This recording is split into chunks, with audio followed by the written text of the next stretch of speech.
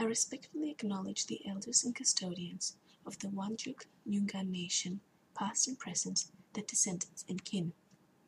As a representative of Curtin University, I am proud to honour the Noongar people and value this place of shared learning. I recognise the impacts of colonisation on Indigenous Australians as an active participants in reconciliation. The Curtin community is committed to moving forward together in a spirit of mutual honour and respect. Hello, my name is Evelyn Nielsen, and I have chosen to do topic 6, discuss and analyse an advertisement in order to investigate how non-verbal communication of meaning is dependent on an assumed ability of viewers to read a visual image. In this presentation, I will be talking about how sexism is still quite rampant in today's advertising. The consequence is the demeaning of women and their role in society. I will be looking at a billboard in Coopers Plains advertising the tool shop that was recently taken down due to alleged sexual connotations.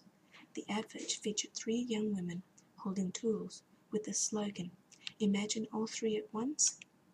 We can." The advert also informed us that the tool shop is the tradies' candy shop. Meanings. This billboard was situated on a prominent road where motorists were able to see it quite clearly. The women clothed as trade workers, and although not posing in a provocative manner, the slogan was explicit and to an extent sexist. A classic case of sex sales, the advert's only reference to the product were the tools the women had in their hands. The image by itself may not necessarily be insulting. In fact, given the right wording, the ad could have worked in favour with women's movement of being able to achieve anything, including working as tradespeople. However, with a catchphrase like that, what other meaning could the public have obtained? Burgoon and Lepore comment on the study conducted in 1999 about nonverbal cues, that any single nonverbal indicator can have multiple meanings, and any single meaning may implicate multiple nonverbal cues. Nonverbal relational messages tend to be ambiguous, and therefore need an action that relates and clarifies that meaning. For example, direct eye contact can be interpreted as intimacy, intimidation, or anger, but when accompanied by close proximity, direct body orientation, smiling, nodding, and gentle touching is perceived as intimacy, whereas eye contact accompanied by close proximity, direct body orientation, facial grimacing, and pointing at each other's chest is perceived as intimidation and anger. Burgoon and Lepore, 1999, page 107.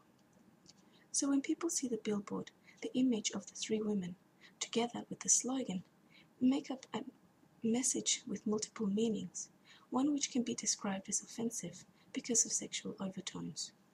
This program could have indeed been avoided if another slogan accompanied the image. As it is, the objectifying of women into mere sex objects is both degrading and demeaning. Conversely, the tool shop had another advert in which tools were made from candy with the tagline, "The Tradies' Candy Shop." The advert also includes a Confucius quote, "The expectations of life depend upon diligence. The tradesman that would perfect his work must first sharpen his tools." This to me is a more appropriate advertisement that could have be shown in billboards as well as other visual media without negative connotations towards women. Is today's culture becoming immune to sexism in advertising? Over the years, sexual content has increased dramatically in advertising, and as Reichert, Heckler and Jackson in 2001, page 13 explain, sexual information, whether in the form of pictures, stories, or sounds, has been shown to evoke a predictable range of emotional responses within viewers. They claim that advertising campaigns have used sexual appeals, Reichert, Heckler and Jackson 2001, page 13, because they are effective as attention-grabbing tools that stay in the consciousness of consumers. Furthermore, they claim that evidence clearly indicates that sexual information attracts attention, is interesting and engaging, and directs processing resources towards sexual stimulus instead of the brand. Reichert, Heckler and Jackson 2001, page 14.